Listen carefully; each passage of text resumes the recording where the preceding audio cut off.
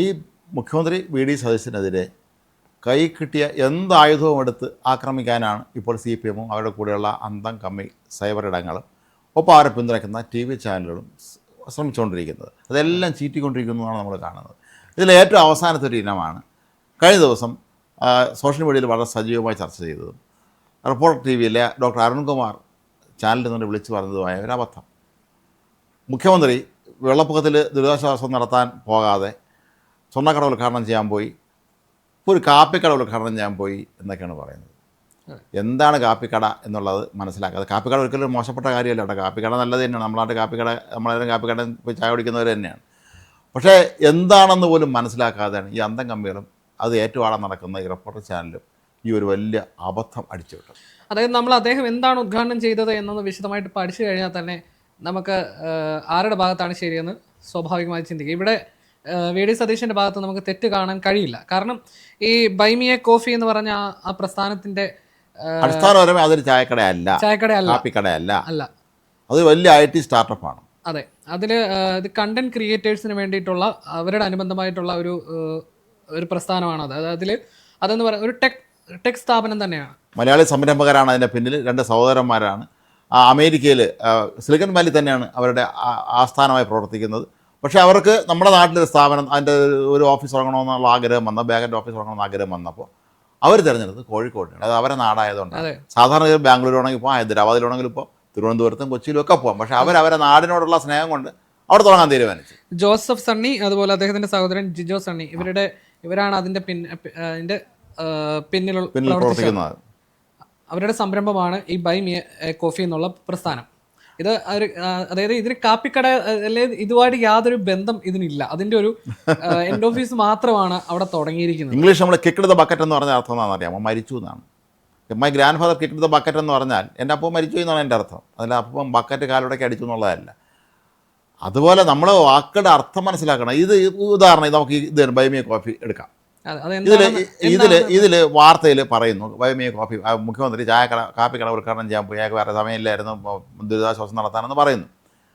ഈ അരുൺകുമാർ ഉൾപ്പെടെയുള്ളവർക്ക് ചെയ്യാൻ പറ്റുമായിരുന്നൊരു കാര്യം അവിടെ കോഴിക്കോട് ബ്യൂറോയെ വിളിച്ചിട്ട് ചോദിക്കുക, ഈ മുഖ്യമന്ത്രി ഉദ്ഘാടനം ചെയ്യാൻ വന്ന കാപ്പിക്കടയെക്കുറിച്ച് നിങ്ങൾ വിവരങ്ങളുണ്ടോ എന്ന് പറഞ്ഞു തരാമോ എന്ന് ചോദിച്ചാൽ മാത്രം മതിയായിരുന്നു. അവർ തിരക്കിയിട്ടൊന്ന് പറയുമായിരുന്നു, ഇത് കാപ്പിക്കടയല്ല, ഇതൊരു വലിയ IT സംരംഭമാണ്. ഇത് 400 കോടിയിലധികം ഇൻവെസ്റ്റ്മെന്റ്, 120-ലധികം രാജ്യങ്ങളുള്ള നമുക്ക് മലയാളികൾക്ക് എപ്പോഴും അഭിമാനിക്കാൻ കഴിയുന്ന 2 സഹോദരന്മാർ തുടങ്ങിയ സ്റ്റാർട്ടപ്പാണ് ഇത്രയും വലിയൊരു വിജയമായി മാറിയത്. അത് മുഖ്യമന്ത്രി തന്നെയാണ് ഉദ്ഘാടനം ചെയ്യേണ്ടത്. അതെ, പ്രത്യേകിച്ച് അദ്ദേഹത്തിന്റെ വിഷൻ എന്ന് പറയുന്നത് സംരംഭങ്ങളെ പ്രോത്സാഹിപ്പിക്കുക, സ്റ്റാർട്ടപ്പുകൾ കൂടുതലായി കേരളത്തിലേക്ക് വരുത്തുക. അത്തരത്തിൽ അതിനെന്നും അദ്ദേഹത്തിന്റെ നയവും അതാണ്. അദ്ദേഹം പലപ്പോഴായിട്ട് ആവർത്തിച്ചിട്ടുള്ളതാണ് ആ ഒരു വിഷയം. അപ്പോൾ അതിൻ്റെ ഒരു ഭാഗം തന്നെ നമ്മുടെ കേരളത്തിൽ വരിക എന്ന് പറയുമ്പോൾ എന്തുകൊണ്ടും അത് പ്രോത്സാഹിപ്പിക്കേണ്ടതാണ്. അവിടെ ഇനി ശ്രദ്ധിക്കേണ്ട ഒരു കാര്യം, ഈ നമ്മുടെ അന്തം കമ്മികൾ അവിടെ സ്ഥാപനം പൂട്ടിക്കാൻ പോലെ ശ്രമിക്കുമെന്നുള്ളതാണ് കോഴിക്കോട്. കാര്യം ഇത് അവിടെ സിലിക്കൺ വാലിയിലായതുകൊണ്ട് ഇവർക്ക് ഇതിനൊന്നും നശിപ്പിക്കാനൊന്നും പറ്റില്ല, ഒന്നും ചെയ്യാൻ കഴിയില്ല. വേണമെങ്കിൽ കോഴിക്കോട് ഓഫീസിൻ്റെ പ്രവർത്തനത്തിനൊക്കെ ഇവർക്ക് വേണമെങ്കിൽ ചെന്ന് സമരം ഉണ്ടാക്കിയ ഓഫീസ് കയറി അടിച്ച് ചേർത്താക്കുകയാണെങ്കിൽ എന്തെങ്കിലും കാണിക്കാൻ കഴിയും. കാര്യം ഉദ്ഘാടനം ചെയ്തത് വി ഡി സതീശനായി പോയല്ലോ. പക്ഷെ അങ്ങനെയും ചെയ്യൂല, കാരണം കാലം മാറിയത് അവർ മനസ്സിലാക്കിയ സ്ഥിതിക്ക് ഞാനൊന്നും അവർ തയ്യാറാവില്ലെന്നൊക്കെ പ്രതീക്ഷിക്കാം. ഇതുമായി ബന്ധപ്പെട്ടാണ് മുഖ്യമന്ത്രി കഴിഞ്ഞ ദിവസം പറഞ്ഞത് ഹെലികോപ്റ്ററിൽ കൊച്ചിയിൽ പോയത് ഇൻവെസ്റ്റേഴ്സിനെ കാണാനാണെന്ന്. അല്ല, നമ്മളിപ്പോഴേ പറയുമ്പോൾ ഇത് എന്താണെന്ന് പ്രേക്ഷകർക്ക് മനസ്സിലാകണമെങ്കിൽ അതായത് ഒരു കണ്ടന്റ് ക്രിയേറ്റർ ആയിട്ടുള്ള ഒരാൾക്ക് അവർക്ക് എന്തെങ്കിലും ഒരു എമൗണ്ട് ഹെൽപ്പ് ചെയ്യണം എന്ന് നമുക്ക് തോന്നുകയാണ്. അപ്പോൾ നമ്മൾ ഈ ലിങ്കിൽ കയറി നമ്മൾ ആ എമൗണ്ട് അയച്ചു കൊടുത്തു കഴിഞ്ഞാൽ അത് ഇവർ ആ കണ്ടന്റ് ക്രിയേറ്ററിലേക്ക് ഇത് എത്തിപ്പെടുന്ന രീതിയിലാണ് ഇതിന്റെ പ്രവർത്തനം. ഇതിന്റെ മുൻകാല അവരുടെ ബാക്കി കാര്യങ്ങൾ പരിശോധിച്ച് കഴിയുമ്പോൾ ഇവർക്കിതും ആദ്യഘട്ടങ്ങൾ ഇന്നിപ്പോൾ ഇത് ഇത്രയും വിജയമാണെങ്കിലും തുടക്കത്തിൽ അതത്ര വിജയം ആയിരുന്നില്ല. അവർക്ക് 5ഓളം തവണ അവരുടെ ഈ ആശയം പലപ്പോഴും നിരസിക്കപ്പെട്ടിരുന്നു. അതിനുശേഷമാണ് ഇത്തരം ഒരു വിജയത്തിലേക്ക് ഈ പ്രസ്ഥാനം എത്തിപ്പെടുന്നത്. അപ്പം ഇത് വളരെയധികം വിജയമാണ്. ഡൽഹി പ്രൊട്ടസ്റ്റിലൊക്കെയും ഈ ആപ്പ് വളരെയധികം രീതിയിൽ ഉപയോഗിക്കപ്പെട്ടു. ചെറുപ്പക്കാരായ ഒരുപാട് ഒരു സംഘം ഇറങ്ങി ഇത്തരത്തിലുള്ള നല്ല കാര്യം ചെയ്യാൻ ഇറങ്ങുമ്പോൾ അത് ഏതാണെന്ന് പോലും അന്വേഷിക്കാതെ ഈ വി ഡി സതീശനാണ് ഉദ്ഘാടനം ചെയ്തതെന്നുള്ളൊരു ഒറ്റ കാരണം കൊണ്ട് അതിനെതിരെ കളിയാക്കാനെത്തുന്ന ഇവരെ നമ്മൾ എന്താണ് ഇവരെ വിശേഷിപ്പിക്കേണ്ടത് എനിക്ക് മനസ്സിലാവുന്നില്ല. പ്രത്യേകിച്ച് നമ്മുടെ നാട്ടിലെ മാധ്യമങ്ങളിൽ പണ്ടൊക്കെ ആണെങ്കിൽ നമ്മളൊരു ഒരു വസ്തുത അല്ലെങ്കിൽ ഇതിനെക്കുറിച്ച് ഒരു പ്രചാരണം കേൾക്കുമ്പോൾ അതിനെക്കുറിച്ച് ഡീറ്റെയിൽ ആയിട്ട് ആദ്യം ഒന്ന് പഠിക്കും.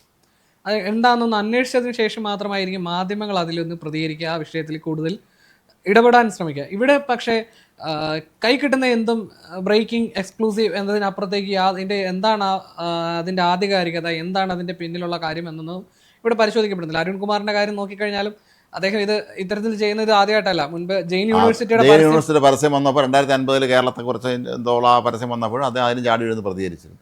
ഇതുപോലെ പല അവസരങ്ങളിലും അദ്ദേഹം ഒന്നും പഠിക്കാതെയും നോക്കാതെയും വന്ന് അബദ്ധങ്ങളെ വിളിച്ച് പറഞ്ഞ് കയറലായിട്ടുണ്ട്. ഇതും അത് തന്നെയാണ് സംഭവിച്ചത്. ഇതാണ് കാപ്പിക്കട. അപ്പോൾ ഇത് കാപ്പിക്കടയുടെ കാര്യത്തിൽ ഇത് തന്നെയാണ് സംഭവിച്ചത്. മുഖ്യമന്ത്രിയെ സംബന്ധിച്ചിടത്തോളം അദ്ദേഹം കേരളത്തിൽ പരമാവധി ഇൻവെസ്റ്റേഴ്സിനെ കൊണ്ടുവരാനുള്ള ശ്രമമാണ്. അദ്ദേഹം കഴിഞ്ഞ ദിവസം ഹെലികോപ്റ്ററിൽ കൊച്ചിയിൽ പോയതെന്നാണ് ചോദിച്ചപ്പോൾ അദ്ദേഹം ഇൻവെസ്റ്ററെ കാണാനുണ്ടായിരുന്നു, അവരെ തിരക്കാനാണ് എനിക്ക് ഹെലികോപ്റ്ററിൽ പോകേണ്ടതെന്ന് പറഞ്ഞു. ആ ഇൻവെസ്റ്റർ പേര് പറയാമെന്ന് ചോദിച്ചപ്പം അത് തൽക്കാലം നിങ്ങൾ അറിയണ്ട എന്ന് പറഞ്ഞു. അവിടെ അത് വലിയ വിവാദമൊക്കെ. അതെന്താണ് രഹസ്യമാണ്, അപ്പോൾ അങ്ങനെ ഇൻവെസ്റ്റർ ഇല്ലയോ എന്നൊക്കെ ചോദിക്കാൻ തുടങ്ങി. ഇൻവെസ്റ്ററുടെ പേരും ഡീറ്റെയിൽസും വെളിപ്പെടുത്തിയുള്ള അവസ്ഥ എന്തായിരിക്കും? നാളെ തൊട്ട് അയാൾക്ക് വെളിയിറങ്ങി നടക്കാൻ പറ്റാത്ത അവസ്ഥ വരത്തില്ലേ? അന്തം കമ്മിയിലാണ് ഇവരെല്ലാവരും കൂടെ ചേർന്ന് അയാളെ സോഷ്യൽ മീഡിയ കൂടെ തന്തയ്ക്ക് വിളിച്ച് ആകെ തെറി വിളിച്ച് നാശമാക്കി. ഞാൻ ഇനി കേരളത്തിലേക്ക് വരില്ല എന്ന് അയാളങ്ങ് തീരുമാനിക്കും. കാരണം ഇവരെ സംബന്ധിച്ചിടത്തോളം അൾട്ടിമേറ്റായി കേരളം നശിക്കുക എന്നുള്ളതാണ് അവരുടെ ഏറ്റവും വലിയ ആഗ്രഹം. കേരളം നശിച്ച് എല്ലാം പോവുക, ഞങ്ങൾ കുറച്ച് ഉത്തരം, ഞാനും എൻ്റെ തെങ്ങേറ്റക്കാരൻ മാത്രം മതി എന്ന് പണ്ടൊരു ജമ്മി വിചാരിച്ചതുപോലെ ഇവരെല്ലാം നശിച്ച പോട്ടെ, ഞങ്ങൾ സമരം ചെയ്തോളാം, ഞങ്ങൾ കേന്ദ്ര വിരുദ്ധ സമരമോ എന്തെങ്കിലുമൊക്കെ ചെയ്ത് അല്ലെങ്കിൽ ബിരിയാണി ചലഞ്ചോ ഒക്കെ നടത്തിച്ചു, പൊതിച്ചോറ് വിതരണം നടത്തിയൊക്കെ ഞങ്ങൾ മുന്നോട്ട് പോയിക്കൊള്ളാം എന്നുള്ള ധാരണയാണ് അവർക്കുള്ളത്. ഇതിൽ ഇപ്പം നമ്മൾ അതായത് ഇനിയും നമ്മുടെ ഈ വാർത്തയിലൂടെ തന്നെ കുറച്ച് പ്രേക്ഷകരെങ്കിലും ഇതിൻ്റെ യാഥാർത്ഥ്യം മനസ്സിലായി. അതായത് ഇതിന് കാപ്പിക്കടയുമായി യാതൊരു ബന്ധവുമില്ല, കാപ്പിയുമായിട്ട് യാതൊരു ബന്ധവുമില്ല എന്നുള്ളതാണ് ഇതിൻ്റെ യാഥാർത്ഥ്യം. അത് മനസ്സിലാക്കാതെ അരുൺകുമാർ ആധികാരികമായി മണ്ടത്തരം വിളിച്ചു പറയുന്നു. അതാണ് ശരിക്കും അദ്ദേഹം ആ ചാനൽ ഫ്ലോറിൽ നിന്ന് അദ്ദേഹം ചെയ്ത പ്രവൃത്തി. അതാണ് ഇതിൽ എന്താണ് വസ്തുത എന്ന് ഒരുപക്ഷെ ഇനിയെങ്കിലും ബാക്കിയുള്ളവർ മനസ്സിലാക്കി ഇവരുള്ളതാണെങ്കിലും വിളിച്ച് പറഞ്ഞു കൊടുത്താണുമായിരിക്കും. ഇത് അങ്ങനെ അല്ല, നിങ്ങൾ വിചാരിക്കുമ്പോൾ ഇത് കാപ്പിക്കട അല്ല, ഇതൊരു വലിയ സ്റ്റാർട്ടപ്പാണ്, മലയാളികളാണ് പിന്നിൽ. നമ്മളെ ലോകം മുഴുവൻ അവർ 120 രാജ്യങ്ങളിലെന്ന് പറയുമ്പോൾ ചില്ലറ കാര്യമല്ലല്ലോ. ഇത്രയും രാജ്യങ്ങളിൽ ആ പ്രേക്ഷകർ അതിൻ്റെ സബ്സ്ക്രൈബേഴ്സുള്ള ഒരു വലിയ പ്രസ്ഥാനമാണത്. അപ്പോൾ ഇതൊരു സാമ്പിളാണ് കേട്ടോ, ഇതൊരു സാമ്പിളാണ്. ഈ വി.ഡി. സതീശൻ സർക്കാർ വന്ന് 2 മാസമേ ആവുള്ളൂ കഷ്ടിച്ച്. കൈ കിട്ടുന്ന എല്ലാ ആയുധങ്ങളും എടുത്ത് പോരാടാൻ നോക്കുകയാണ്. ഈ കുറേ കഴിയുമ്പോൾ ആയുധം ഇല്ലാതായി പോകും. കാരണം എറിയാമൊന്നും ഇല്ലാത്തതുകൊണ്ട് കൈ കിട്ടിയ ഇതുപോലെയുള്ള സാധനങ്ങളൊക്കെ എടുത്ത് എറിഞ്ഞു കൊടുക്കുന്നത്. അത് തിരിച്ചു വന്ന് ബൂമറാങ്ങ് പറ്റി ഇവരെ തലയ്ക്ക് വന്ന് അടിക്കുകയാണ്. ഇവർക്കൊന്നും പറഞ്ഞ് മനസ്സിലാക്കാൻ പോലും ആരും ഇല്ലല്ലോ എന്നാണ് ഞാൻ ഇപ്പോൾ ആലോചിക്കുന്നത്. പണ്ടത്തെ കാലത്ത് നമ്മുടെ നാട്ടിൽ ഏറ്റവും അന്ന് ബൗദ്ധിക നിലവാരം പുലർത്തുന്നവരെല്ലാവരും ഉള്ള CPM-ലായിരുന്നു. ഇത് CPI, അതായത് കമ്മ്യൂണിസ്റ്റ് സംസ്ഥാനക്കാരായിരുന്നു ഏറ്റവും വായനയും അറിവും ഒക്കെ ഉള്ളത്. നമുക്ക് എത്രയോ പേര് അറിയാമായിരുന്ന തരത്തിൽ നമുക്ക് സംശയം വന്നാൽ വിളിച്ചു ചോദിക്കും. ഇപ്പോഴും പഴയ തലമുറയിലുണ്ടാകുന്ന പലരും നമുക്കൊരു പെട്ടെന്ന് സംശയം വന്ന് വിളിച്ചു ചോദിച്ചാൽ അവർ പറഞ്ഞു തരും.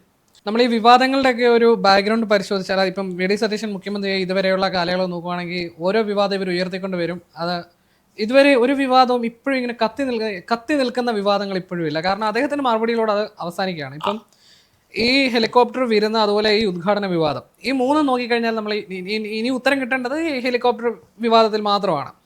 ഈ അതുപോലെ വിരുന്ന വിവാദത്തിലാണല്ലോ അദ്ദേഹം അതിന് കൃത്യമായി മറുപടി നൽകി കഴിഞ്ഞു. കാരണം നമ്മളൊരു വീട്ടിൽ ചെല്ലുമ്പം നമുക്ക് എന്ത് ഫുഡ് ഒരുക്കി തരണമെന്ന് തീരുമാനിക്കുന്നത് നമ്മളല്ല, ആ വീട്ടുടമസ്ഥനായിരിക്കാം. വരുന്ന ഗസ്റ്റിന് എന്ത് കൊടുക്കണമെന്ന് അത്തരത്തിൽ ഒരു ഫുഡ് കഴിച്ചു, അതിൽ നമ്മൾ കുറ്റം പറയാൻ പറ്റില്ല. മാത്രമല്ല കഴിഞ്ഞ ദിവസം സന്തോഷ് പണ്ഡിറ്റാണെങ്കിലും ചോദിച്ചൊരു ചോദ്യം ഉണ്ടായിരുന്നു.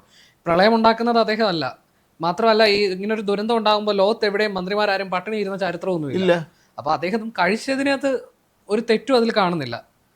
പിന്നെ അത് കഴിഞ്ഞപ്പോഴാണ് നമ്മുടെ ഈ അതിൽ ബലമില്ലാതെ വന്നപ്പോഴാണ് ഈ ഉദ്ഘാടന വിവാദം ഉയർത്തിപ്പിടിച്ച് വലിയ അടുത്ത് കൊണ്ടുവന്നത്. അത് ഈ അരുൺകുമാറിനെ പോലെയുള്ള ആളുകൾ അത് എന്താണ് മറ്റൊരു തലത്തിലേക്ക് വളച്ചൊടിക്കുമ്പോഴത്തേക്കും CPM സൈബർ സഖാക്കൾ അതാണ് വസ്തുത. അതാണ് പറയുമ്പോൾ കൈരളിയേക്കാളും CPM-നോട് കൂറ് പുലർത്തുകയും അവർക്ക് വേണ്ടി നിരന്തരം സ്തുതി പാടിക്കൊണ്ടിരിക്കുന്ന ഒന്നാണ്. പക്ഷേ ഇത്തരം അബദ്ധങ്ങളൊക്കെ നാട്ടിൽ വിവരമുള്ള ഒരുപാട് ആൾ TV ചാനലെല്ലാം കാണുന്നുണ്ട്.